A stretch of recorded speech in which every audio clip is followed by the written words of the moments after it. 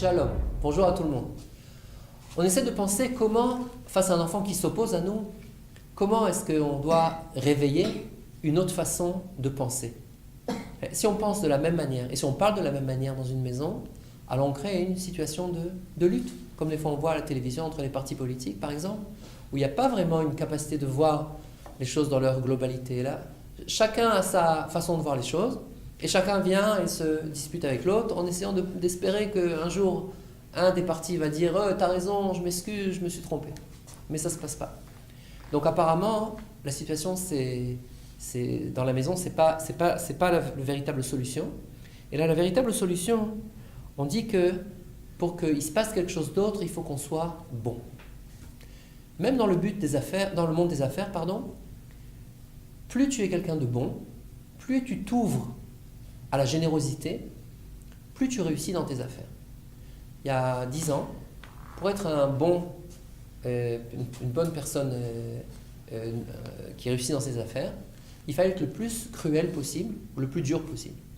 Aujourd'hui, les grands de ce monde qui réussissent le mieux financièrement ont compris que pour être quelqu'un de grand, il faut être bon. En hébreu, gdoula, le mot qui veut dire grand, veut dire aussi bon. Plus tu es grand, plus tu es bon. La grandeur de l'homme, c'est sa possibilité d'être bonne.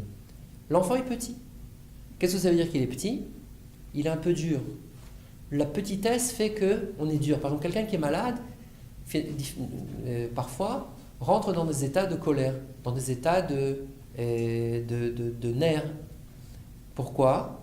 Parce qu'il se trouve dans une situation où il se sent rapetissé. Mais le parent, vis-à-vis de l'enfant, doit surtout être grand. Il doit être comme un grand-père, pas seulement comme un père. Il doit être comme un grand-père qui éduque avec l'éclairage du visage, avec le regard, les yeux dans les yeux avec l'enfant, avec la façon de montrer à l'enfant qui comprend que l'enfant n'est pas content, mais qu'ensemble ils vont trouver une solution. L'enfant a besoin de sentir sans arrêt que le père ou la mère sont vraiment, vraiment des grands. C'est-à-dire en fait des gens bons, des gens qui sont vraiment dominés par le principe de la générosité. On dit ça par exemple, quelqu'un qui ne comprend pas sa page de Gemara, on lui dit sors dehors, aide une grand-mère à traverser la route, reviens après étudier ta Torah, tu verras, tu vas comprendre la Gemara que tu ne comprenais pas. La générosité vient et ouvre le cœur et permet qu'on arrive à penser de façon un petit peu différente. C'est ça qu'on doit apprendre. On doit apprendre que pour vraiment renouveler nos façons de penser, on a besoin d'être bon. Des parents, avant tout autre principe qui se trouve face à un enfant qui s'oppose, doivent essayer de comprendre qu'est-ce que cet enfant-là est en train de nous dire. Je ne parle pas d'un enfant gâté, je ne parle pas d'un enfant qui reçoit tout. Je parle d'un enfant qui s'oppose pour se poser. Quand l'enfant s'oppose, il cherche à ce qu'on écoute sa voix. Il cherche à ce qu'on trouve qu'il y a une signification à son existence. Il ne dit pas ça, il ne pense pas ça, c'est inconscient, mais c'est véritablement ce qu'il pense.